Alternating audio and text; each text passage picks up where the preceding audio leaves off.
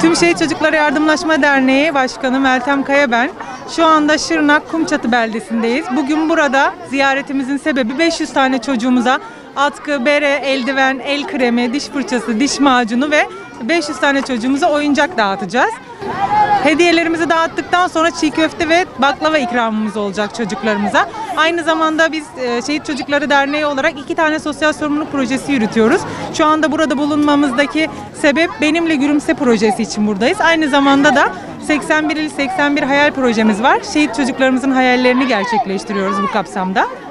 Destek veren herkese teşekkür ediyoruz. Ne açın Osmin?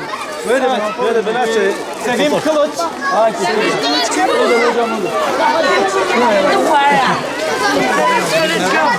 Hazır bir gel. Abi ne var? Bak abiye bak. Zeynep Kılıç. Buradaki gelsin. Ha bu. Gel yavrum gel. Ayakkabı. Bu ayakkabının birini giydirelim, atkı bereyi başka bir. Anne.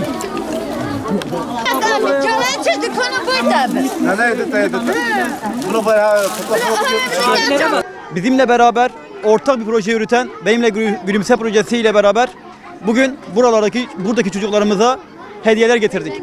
Amacımız Türkiye'nin her yerindeki çocuklara ulaşmak, 81 ilin tamamını gezmektir. Abilerimiz, ablalarımız, bizi bu yolda da yalnız bırakmadınız. Bize oyuncak, diş macunu, diş fırçası aldınız. Bize bot, atkı, mont aldınız. Hepinize teşekkür ederiz. Ayakkabı, terlik de aldınız. Hepinize teşekkür ederiz. Abilerimiz, ablalarımız bize ayakkabı, diş macunu, diş fırçası, el kremi, çiğ köfte, baklava getirdiler. Bundan dolayı çok mutluyuz. Onlara çok teşekkür ederiz.